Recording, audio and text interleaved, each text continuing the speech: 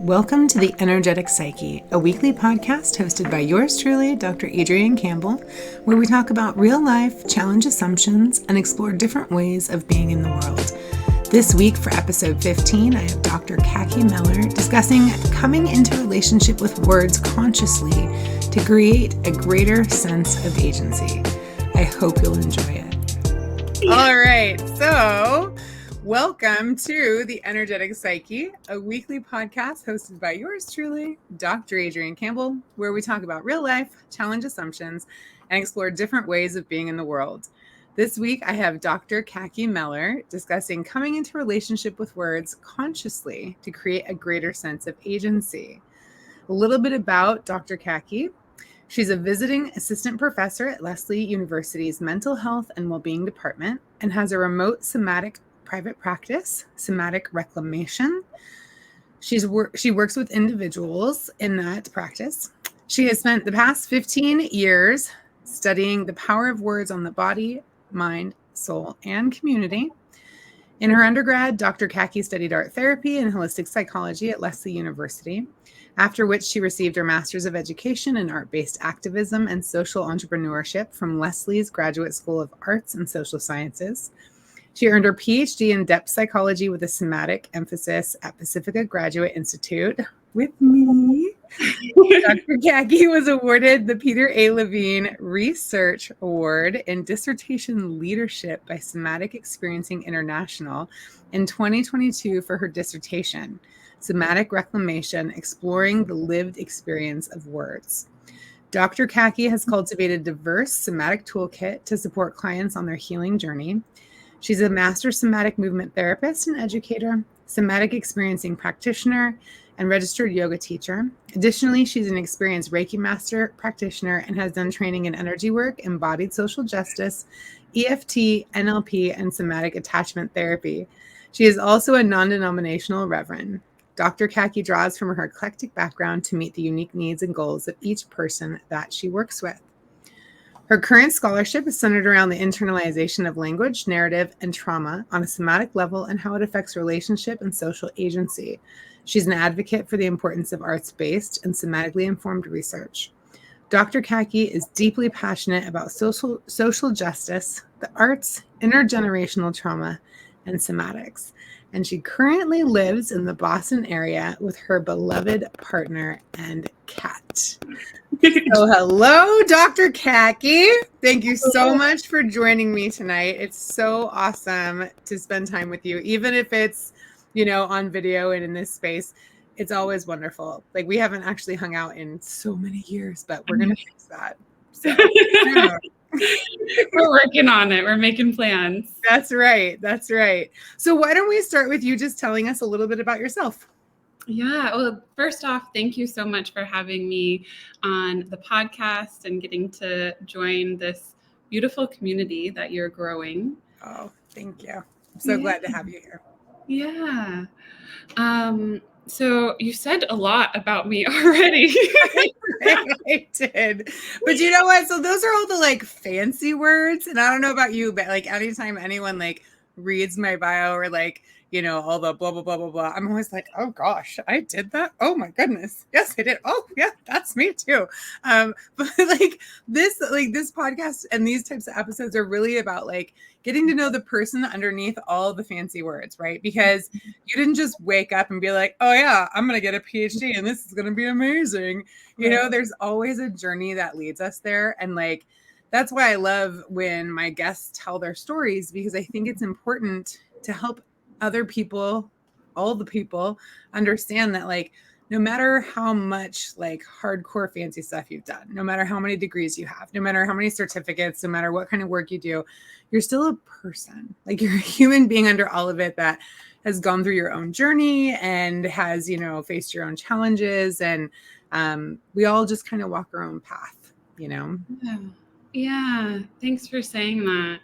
I really appreciate it. And there's so many different places where I could start in sharing my story. Right now, what comes forward as an important piece is when I was in middle school and high school, I was incredibly sick. I would miss months of school at a time. I missed literally half of middle school and high school, basically in bed in the dark. I had migraines for years at a time, and all of these different symptoms. And I was seeing different doctors, heads of departments, and I wasn't getting answers. No one really knew why I was in so much pain. And I was being labeled with all of these different diagnoses that, there wasn't really anything they could do about it. So it's like Renault's phenomenon. Okay, well, wear a sweater. It's like, that's okay, not thanks. the most helpful. Yeah. Painful for me. Like that doesn't work. So ultimately, I was seeing these doctors, and several of them started to say that I was making it up, that it wasn't possible for me to be in the level of pain that I was telling them that I was in, and that I was doing it for attention, and that it was all in my head. Which, when you're in significant suffering, someone telling you that it's psychosomatic is so invalidating and dismissive, right. That it just amplifies the pain. And I was also getting support psychologically and learning biofeedback and all of these different tools, mindfulness tools, to help with managing the pain.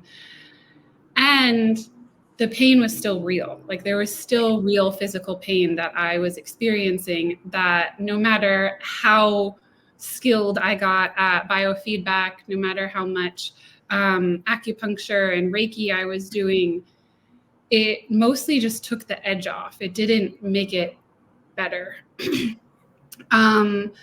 And so I started to really question, am I actually in this much pain? Like, these experts in their fields are telling me that I can't possibly be in this much pain. So they must be right. Like, I must not know what's going on in my own body.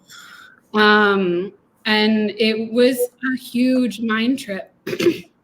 And during this time, while I was missing so much school, I didn't know what was going on with me. The teachers certainly didn't know what was going on with me. And the other students didn't know why I would be gone for months at a time. And so, of course, the rumor mill starts filling in gaps. And I was experiencing significant bullying. So all of this was breaking down my social network. And I got to a point, I remember sitting in my driveway when I was 17 and having a conversation with myself and being like, I really want to live. Like, I really want to have a life. And I'm going to do it. And so I started getting even more interested in Reiki and energy medicine, in that different complementary and alternative therapies that were supporting me. I was hugely into art and was doing my own kind of therapeutic art practice for myself, because that was one of the original languages for me before words. And so that really helped me to get through high school. And then I decided that I wanted to go to college and help others in a way that I didn't have one person to help me navigate this. And I was like, well, I really am interested in psychology, and I'm really interested in art. And I don't know, should I major in one and minor in the other? And I think it was my mom who was like, well, have you ever heard of art therapy? And I was like, no, what's that? Like, I can use art in a therapeutic process? Right. What? That's so amazing. And so from there, I found Lesley. And as soon as I found the Lesley web page, I was like, yep, this is my home. This is where I need to go. And I applied and had made my decision well before I ever stepped foot on campus. And then when I got to school, I connected with one of my dear mentors and now colleagues, Dr. Neil Klein. And in addition to my art therapy work, he introduced me to holistic psychology, looking at the whole being, not just compartmentalizing the psychology and the body and the soul and the community, but how are all of these things interacting in creating support or suffering in this individual? And my first year, I was taking Principles of Art Therapy in the pre-internship course, and we had this very impactful conversation about bullying and labels and stereotypes. And for my midterm in art therapy, we had to explore a relationship. And I chose to explore my relationship with labels.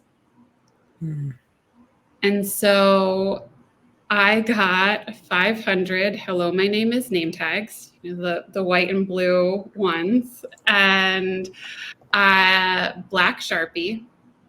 And I just started writing everything that I had been labeled by society, by other people, by myself, positive, negative, neutral, all of it. And 500 sounds like a lot, but once you get started, it just goes. It really does. Yeah. And so that was cathartic, but it didn't feel like it was enough. So I was visiting New York City over spring break, and I convinced my mom and my sister to go to Times Square with me.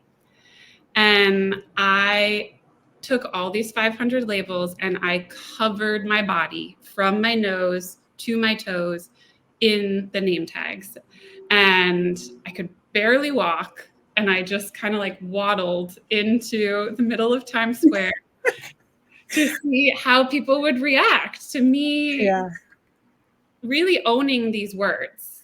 I remember seeing a picture of that. Like, I remember you showing me, because when you told me about this, I was just like, holy crap. And like, you can like imagine it in your head, but I remember seeing the picture and it's just like, I mean, something you'd see like in mass media, right? Like you're standing there covered in these labels in the middle of Times Square. And I remember thinking like, my God, that is so brave.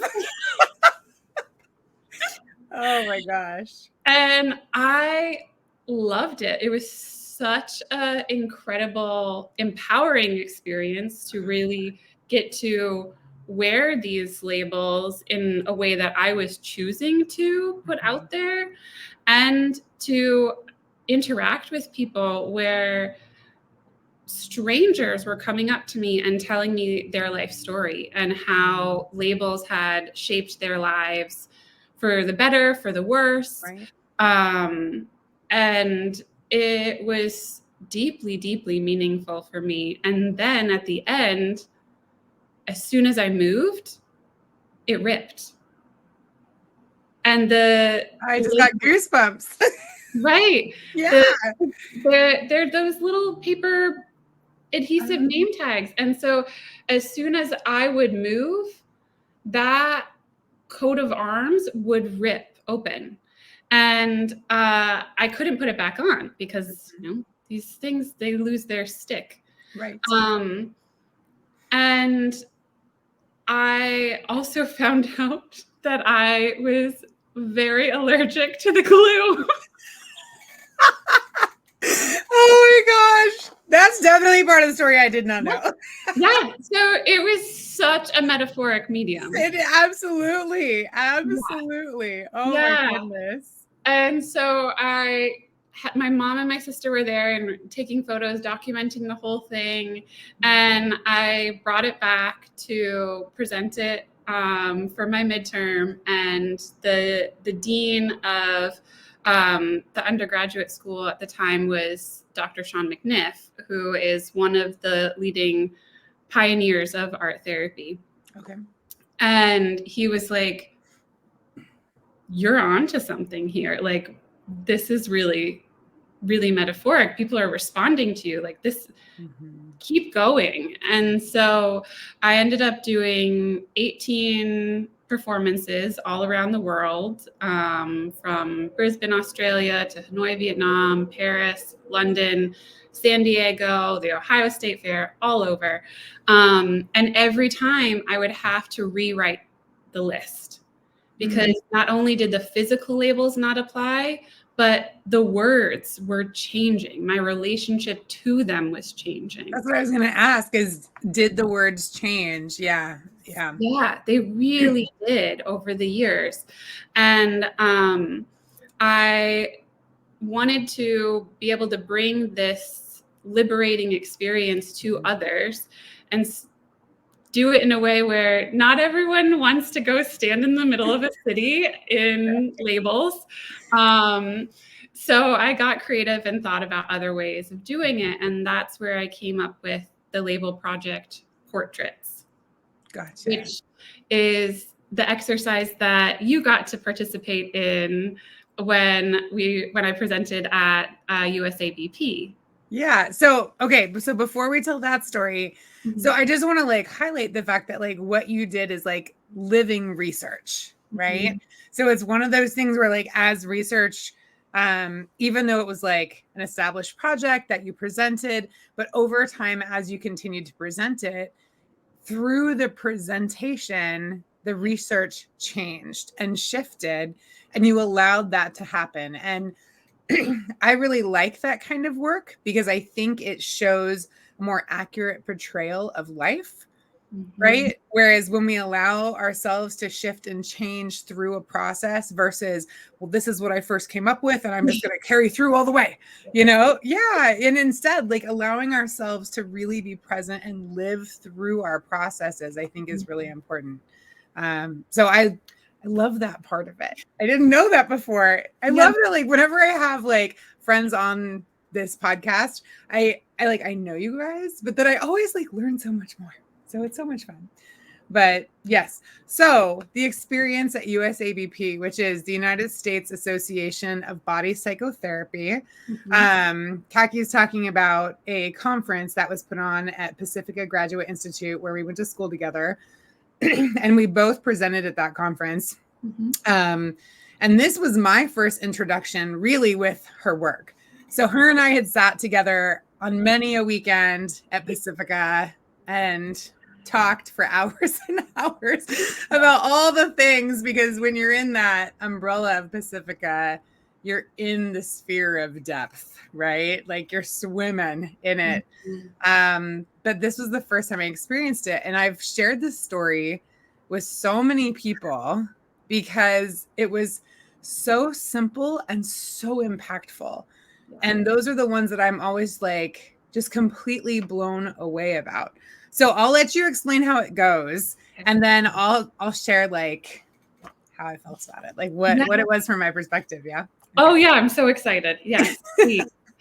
So for this, I started going into a lot of high schools and middle schools and after school programs, and I would present on the performances that I was doing, and then I wanted to do something to make it interactive and tangible, and like how can we actually experience the power of words. We all know the kind of schoolyard adage, sticks and stones can break my bones, but words will never hurt me.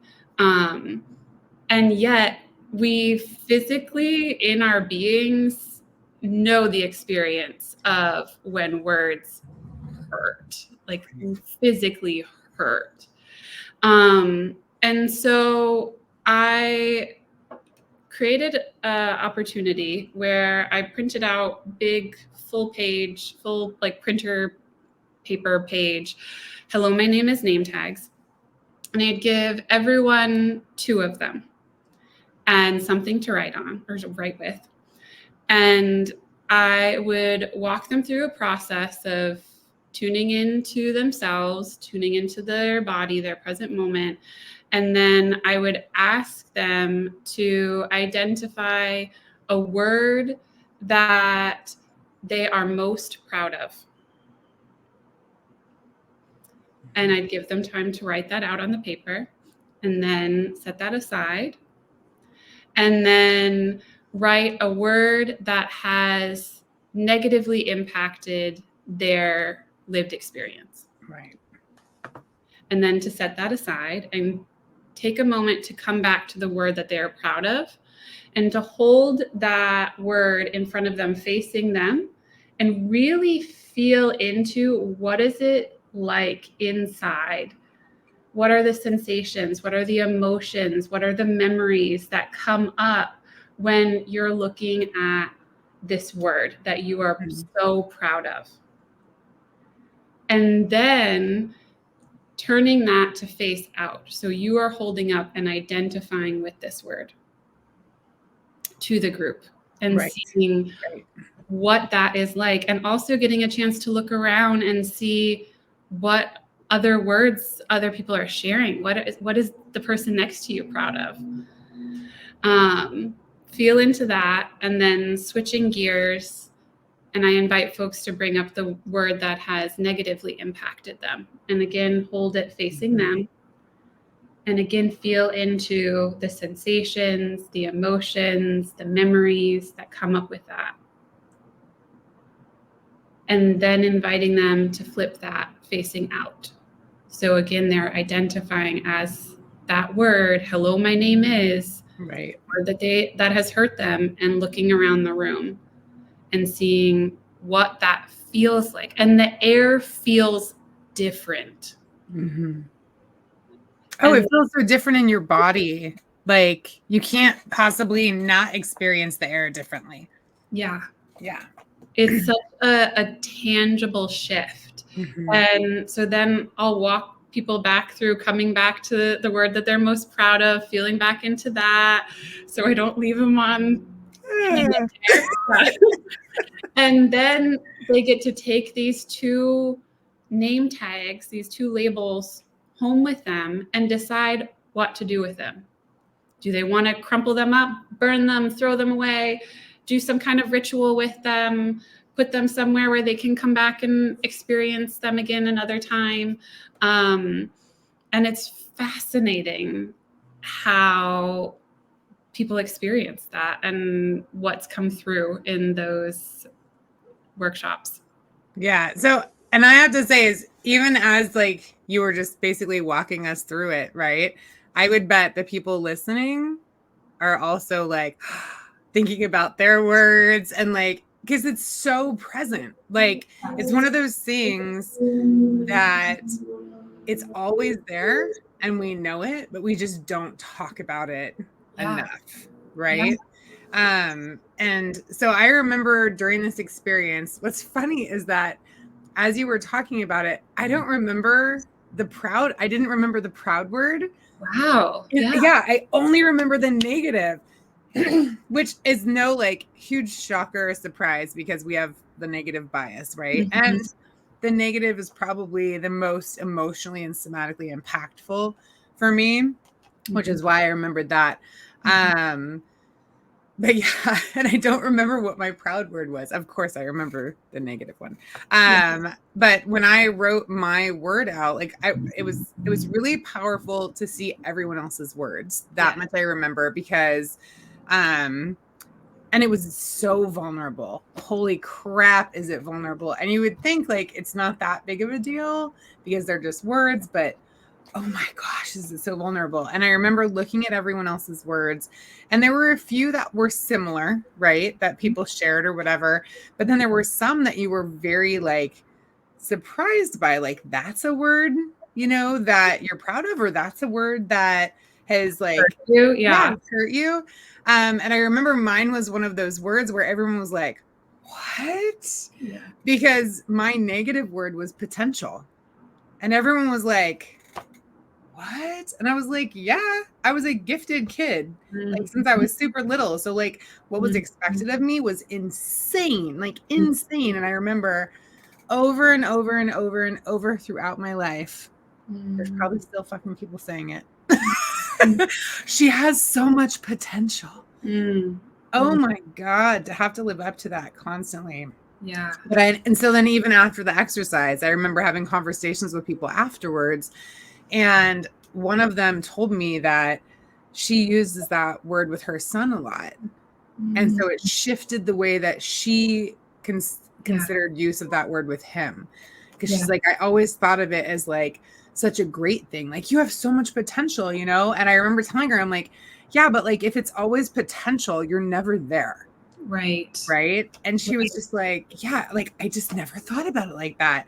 And so that's one of the reasons that I love that exercise so much, is just how much we were able to learn from each other in a group. I'm not a big working groups person. I'm not going to lie. Yeah. Just not on my own stuff anyways. But it would not have been the same if it was not in a group.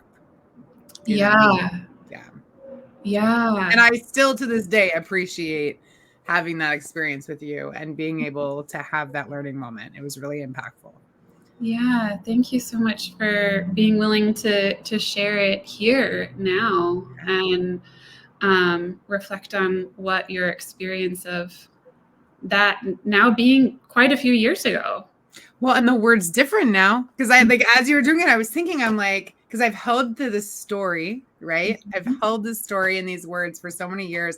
And as you were going through it, I was like, that word is not, it doesn't hold the same weight that it used to. And it did for like 30 something years, right? But like, yay for healing. So, but now I want to like redo the exercise and like be like, what are my new words? So after the podcast, maybe. Yeah. More fun things for us to explore together. Exactly. Okay, so please carry on, my dear. So I was doing these workshops for quite a few years and really enjoying them. But it's such a wonderful way of like dipping your toe into the power of words. Because most of these workshops, that whole exercise, it could last anywhere from 15 to 45 minutes. Like, it's pretty concise. And again, it's in a group setting, so you have a lot of choice in how much you share, how much you buy in and participate. And I wanted to go a little bit deeper for myself in wounding words that really hurt me. And I actually had a dream. And in the dream, I was punched, and on like the person was wearing like brass knuckles, and it was typewriter letters on the brass knuckles. So it left a bruise that typed out a word. Wow. The word was undeserving on my chest. And I woke up and I was like, I have to do that. Like, that's what I'm going to do. That's the next version of this. And so I was still an undergrad at this point, and I had to do a capstone project for the end of my undergraduate career. And I was like, this is what I'm going to do. I'm going to use face paint and paint this wound exactly how I feel it inside on that area of my body, and then write the word inside of it, and see what that's like. And it was such a amazing experience for me to be able to visibilize that pain that I had been carrying inside of me, that I didn't know how to express to anyone else, that I didn't even really know if it was real for myself, because it was so visceral. And I had this mind warp of, is my experience valid? Yeah. Yeah. To then be able to see the visible expression, to touch the texture of the paint on my skin, and be able to lean into the story and the repeated stories that went into that word for me. And then I got to wash it off. So let me ask you, as an official Jungian now, because we both have PhDs in depth psychology, right? From Jungian to Jungian. Yes. As you were talking about this, like taking the dream, into waking life, like it's very reminiscent of like active imagination, right? Yes. Of course. And we've talked about like somatics and active imagination before, and having a more somatic active imagination practice. Yeah. But I don't think it gets more somatic than this when it comes to working with your dreams, because it's not even just like moving it, but it's actually like it's taking the dream and making it visible and making it real, on your body, and then working with it through that. Like, I just had to like share about that, because that's cool. Thank you. The wound becomes a symbol. Right. Well, yeah, because the wound is the eye, right? Yeah. Yeah. Yeah. So instead of me being this word that has hurt me, instead of me being undeserving and that being all of who I am, it now gets to be externalized, and I still get to be Cacky while I come into relationship with this wounding word and all of the pain that goes with it. And to see that now as a symbol. So there's so much psychic space, to use a Hillmanian term, that opens up through this process and through utilizing the arts to support that. Metaphor and image are the gateway to healing in so many ways. Oh my goodness gracious. I think it's one of the greatest disservices we've done to ourselves as a culture, is turning our backs on metaphor. Yeah, I agree. And our language gives us away all the time. Like, if you're really listening, how often have you said or heard someone say, that broke my heart? That was like, hit me like a ton of bricks. What you just said was a slap in the face. Yep. Pit in my stomach. Yes. Sick to my stomach. Right. Yeah. Their words cut me.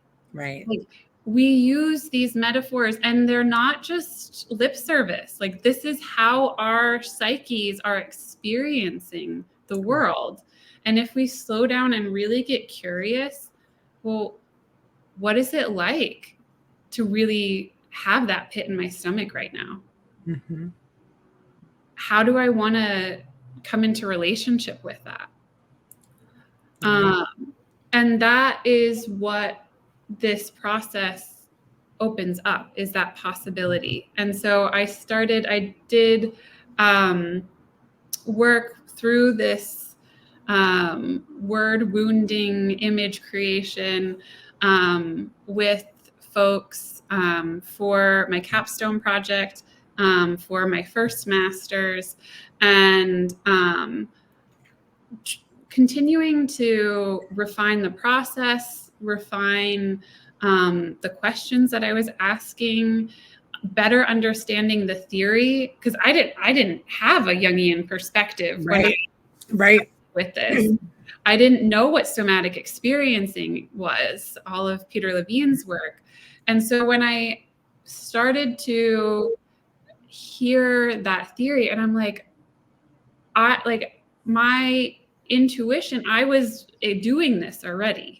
And now I'm just better understanding how and why, like why this is working. What are the mechanisms that's actually at play here to create possibility for transformation. Yeah. And I fast forward get to Pacifica. Again, I had an experience where I was on the website and I was like, done. This is where I'm That's going. how I was with them too. Yeah. Yep. I didn't go, like I didn't step foot in California or on campus until like the night before my first class. Oh my goodness. You were drawn there though. Like you didn't know about Jungian or any of that, but you definitely were in the ethers, and the collective unconscious came together and was like, oh. Yes, yes, very much. And I really felt like, I still feel like Pacifica is such a home for me and has nourished parts of me that I didn't know existed, and I didn't know needed that nourishment. And this work really flourished out of that. And so I created my dissertation research, which is on somatic reclamation, this process of visibilizing the invisible word woundings. And yeah, that there's so many rabbit holes we can fall down with that, but I'll just pause there and see what. So somatic reclamation, like, I mean, I've heard it, I've seen it in your dissertation and all of that, but like, as we're talking about it through this process, it makes so much more sense to me. like I knew what the words meant, right? But like, it just makes so much more sense because I'm the type of person that when I think about things, like somatic reclamation is a practice and a theory. Mm-hmm. It's not just words. And so I very much like visualize that, right? And so through talking through these exercises and how you made it visceral, how you made it a physical, touchable experience, really, I think brings it home, that we're somatically reclaiming our value, and who we are. And it's not just about the words, but it's about the impact of the words to each unique individual and like being able to bring truth to that. So yeah. Good use of words, Cacky.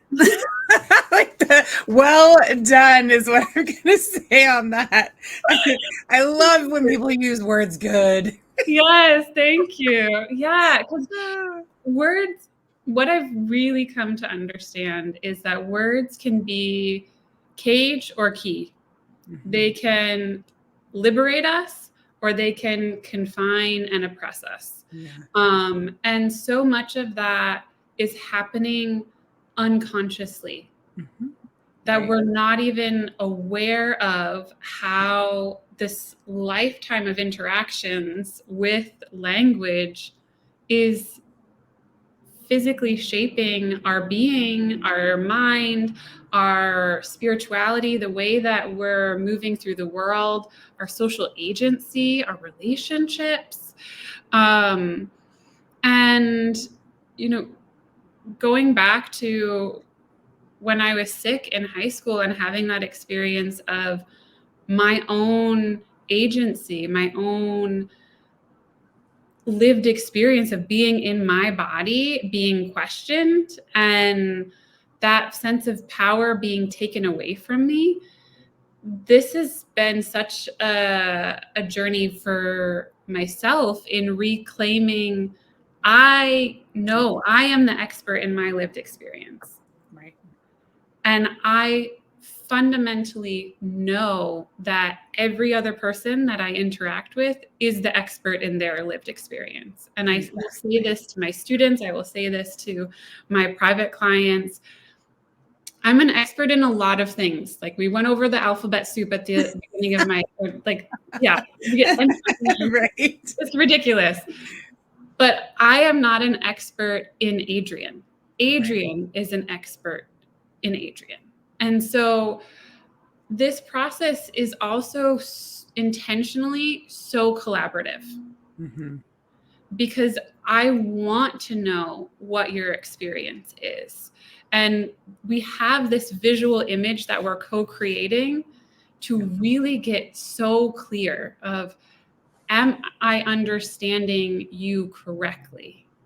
Is this the size of your hurt? Is this the color of your hurt? Is this the shape? Where is the location? Mm-hmm. How is the word oriented inside of the wound? Is it all capitals? Is it have an exclamation at the end? What is accurate for you? And I don't want us to be done with this image until you are satisfied that this is correctly expressing your internal experience. Right, right. And this practice, like we've talked about before, is not only somatic reclamation, right, of values and words, but through these types of practices, which I really love about somatic work and Jungian, a lot of Jungian work is this way too, we're helping provide a higher sense of agency in the clients that we work with. I was just giving a talk this past weekend and I was saying the same things. Mm-hmm. We were talking about dreams and I was like, I don't know what your dream means. I'm like, I have no idea. I can help walk you through it. I can ask you a lot of powerful questions. I can help create, a lived image for us to work with. But at the end of the day, they're your dreams, Right. And I say the same things about everything in my space of work. And we're taught at a young age to give away our authority over ourselves. And I think, especially as a military veteran, right? So working with the military, that's one of the areas that we work with a lot, is you get to say no. Like if something doesn't feel good, like you can stop. And you can go home. You don't have to do anything that you don't want to do. You don't have to go to a crappy doctor and do whatever he says just because, because like you get to make your own choices now. And so that's one of the things that I really love about this type of work, is that agency that's created and strengthened in the individuals that go into it. Because it can be scary. It can be super scary to take responsibility for your own well-being and to take part in your own healing work in that way. But oh my gosh, is it meaningful? And it's growing the cub into the lion. Yeah. Oh, I love that. Yes. Yeah. Particularly coming at this from a Jungian perspective, the alchemical process that goes into this is my gosh, so exciting. Yeah. Because, with alchemy, the alchemists would take literal shit and transform it through this process into gold. And our deepest wounds carry medicine. Yeah. And it's a very intentional process to get there. Right. And not a straight line. Not at all. Not a straight line, unfortunately. Unfortunately. Yes, both and. Exactly. Yeah. If it was easy, you already would have done it. Right. Yeah. So let's go into like your dissertation. Mm-hmm. What was it about? I know like all dissertations, including my own, it has some beautifully long, gorgeous title, right? Yes. Because we have to put everything that it means into like 10 words. Yes. But give us the gist of like where it's at. And is it on ProQuest? Can people look it up? Yes, it is on ProQuest. It's available. Or if you have any library database that you have access to that has dissertations, you can find it on there. And it's Somatic Reclamation the lived experience of words. And I particularly was focusing on painful words and how to work with folks on what is their lived experience of coming into relationship with these word woundings, and utilizing this arts-based process, co-creating the image as a vehicle for deepening our shared understanding of that experience, so that we have this possibility of opening up space where it's no longer me as the wound, but me choosing intentionally in ways that feel resourced and supported and companioned, coming into relationship with this word. And does this word apply to me still? What is my story that I want to tell? And is this word a part of that or not? Mm-hmm. And so each person that I worked with in the dissertation, I worked with 6 volunteer participants. And everyone, we had to make tailored choices in order to follow their agency. And that was such a key finding to the whole research process. Is it's not a one size fits all approach. What's going to feel empowering and accessible for one person in this moment is not going to be what feels empowering and accessible for this other person. So how do we adjust the process in order to meet people where they are and celebrate the choices that they are making in their healing journey, so that they can have this access to how they want to create the story or recreate the story that goes with this wound. I think I remember talking a little bit about this when we were back in that phase of our lives. So did you end up doing mixed methods, or were you able to keep it in one method and just shift the way you presented it to each person? Well, my dissertation proposal got a little bit thrown into chaos with COVID, because I had originally planned to do the process in person using face paint, and I got everything approved for my IRB, the review board, ethics review board, and that was 5 days before the world shut down. I remember that. It's like, huh. It's like, okay. So I can't actually work with people. It wasn't safe to be in that close of proximity. So I spent about 9 months reimagining how to do the process. And again, I think it came in a dream, but I decided to use clear, like non-stick vinyl and acrylic paint. And I gave folks 3 choices. They could be in session with me and describe their word wounding to me, and I would create the image to their exact specifications, pausing, showing it to them along the way. And then when they were satisfied, mail it to them. Or I could mail them all of the supplies, and in a session guided by me, they could create the image and take me with them through that process. Or we could do a little bit of both, and I could start it and they could finish it. So from the beginning, there was choice, very intentional choice, empowering the folks in how they wanted to create this image, which was a really exciting twist that I wasn't expecting. I love your outlook on it. Well, I can say that now, like, oh my right? God.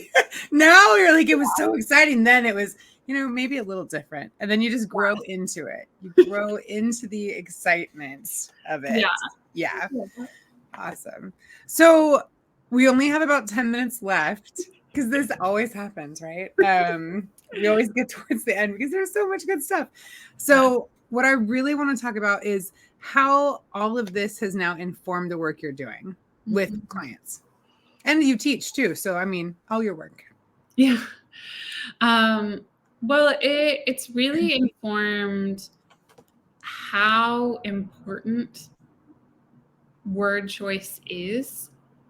When I'm working with clients,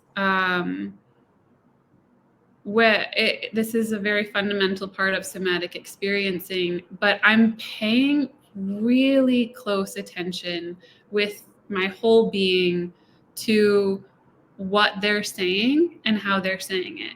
So if someone says, that hit me like a ton of bricks, I'm going to use their language rather than say, oh, like that sounds like it knocked you off balance. It's like, but that's not that said. Might be true, but that's not what they said. Right. And I'm going to use their language and meet them there. And I can ask clarifying questions to make sure I'm understanding it.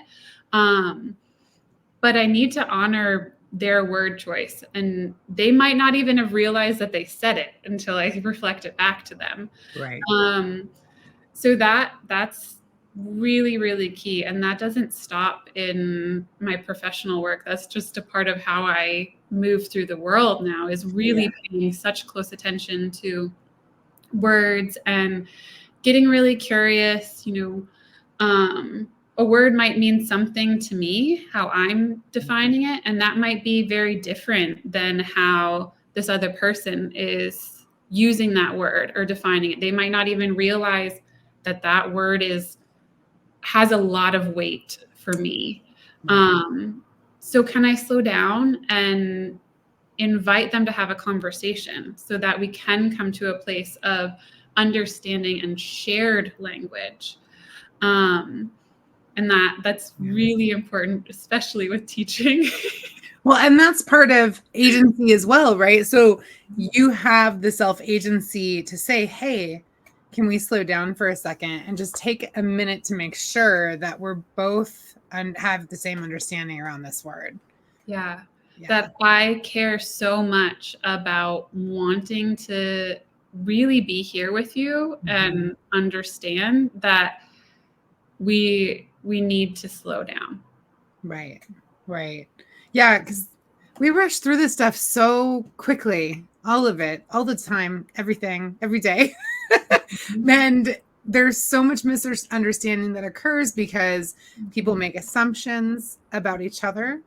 And yeah, I think you're absolutely right. Just the slowing down. I can't tell you how many clients and probably friends get annoyed with me when I'm like, so you said this, is that what you really want to put out into this world right now? Because, another option could be this, and they're just like, oh, Adrian. And I'm like, words matter. Words a big deal. Yeah. They do. Absolutely. Yeah. And along with that agency and empowered choice is also a lot of responsibility, because I can have the best of intentions with the way that I'm saying something, and I'm incredibly intentional about the words that I use. Right. And that doesn't mean that that's how it's going to be received. My intention does not equate to the effect that it has on someone else. So I'm still responsible for how those words land with someone, and to get really clear, if I cause harm, doesn't matter if I didn't mean to cause harm. I have the opportunity for repair, because rupture is inevitable. Please understand, everyone listening, this is not about being perfect at all. Right. And it's more allowing for imperfections. Yes. Right. The rupture, the imperfections, the ways that dissonance is going to occur, mistakes are going to happen, inevitable. That's part of being human. That's part of being in relationship. That's part of being immersed in language all the time. And rupture creates the opportunity for repair. Right. And through repair, our relationships can become even stronger than they were before they were tested. Yeah, absolutely. And it's the thing is taking advantage of that opportunity, right? And I think too many people in the world today, in my opinion, like, it's getting tricky here for me because I don't want to, anyway. But there are people that are like, if you're offended by that, tough shit. Yeah. Essentially, right? Yeah. And that, in my opinion, is missing out on the opportunity. Yes. Because instead of, if you're offended, tough shit, why don't we try to move into understanding with each other? Yeah. And ask questions. Like, that was one of the things I say about my time at Pacifica is that most of the people that go to school there are not like the people I've spent the majority of my life with. Yeah. Like, not at all. So there were a lot of moments where I felt totally lost and I could have been closed off or defensive or, whatever. But instead I remember consciously making the choice, which was hard, to be like, I don't know what's happening. Like, I'm not understanding what's going on. Can you explain your feelings to me? Can you explain why what this person might have said upset you, or can you explain your reaction to this? And I'm so grateful to my time there for that, because it really helped me better understand like a very different culture that I hadn't been a part of yet. Yeah. And it takes so much courage to do that. Yeah, it's scary because you have to admit that like you don't know what's going on. Well, which, like, you're like, I don't understand this. Like, it's so hard for us to just admit that we don't know something, especially as adults, once we get into our set ways of being, right? Yeah. Well, and the thing that just continues to humble me over and over and over again is the more that I study and learn and experience, the more I realize I don't know everything. Like, there's so much I don't know. There's so little that I actually know. There's always another question. That can be terrifying, and it can be so liberating and exciting. Yes. Right? So much to find out. Oh my gosh. There's so much more opportunity and things that open up when it's not my responsibility to know everything. Right. But I get to be curious and share in that experience with someone, and let's figure it out together. Yeah. Oh, I love it. So much. Oh my gosh. Okay, Cacky, we're just about at time. So you currently have a private practice. So do you do work via Zoom and the phone as well as in person? So my private practice is currently completely virtual. So I see folks over Zoom. And I also occasionally, a couple of times a year, do in-person retreats. That's right. You just had one recently, didn't you? Yes, I did about a month and a half ago or 2 months ago. Yeah. So I do a lot of mindfulness retreats with one of my favorite co-facilitators, my bestie, Alana Kaufman. So a little shout out to Alana.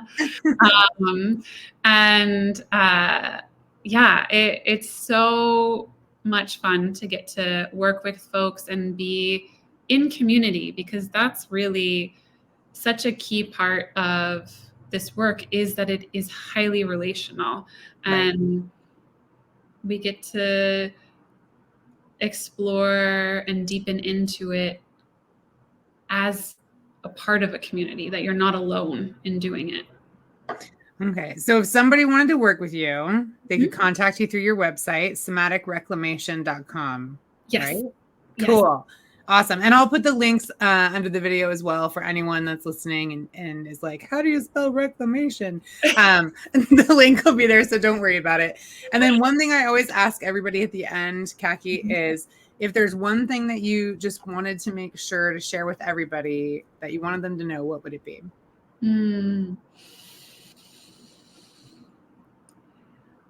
Oh gosh, there's so much that we've already touched into. One thing that's coming forward right now is that what is set in flesh is not set in stone. Girl, that is so good. Yeah. As humans, we are very plastic. We're constantly changing. And that includes our experiences with pain and suffering. Like, it isn't set in stone. Everything can change. There's always hope. Yes.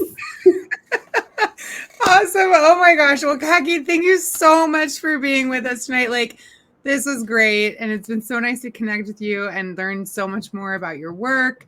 Thank you. I appreciate you. Thank you so much. It's always such a joy. And I cannot wait until the next time that we get to connect and to see who else is coming up on the podcast. Yay. I know. Don't I have the coolest friends? You really do. Yes. I'm so grateful, like, all the time. But yeah. Okay. So thank you again. And we'll say goodnight to everybody. Thank you so much for watching, listening, and take care. Thank you so much for joining us on the Energetic Psyche. We live stream every Tuesday night on Facebook, Instagram, and LinkedIn at 7 p.m. Central Standard Time. I hope you enjoyed this episode, and I look forward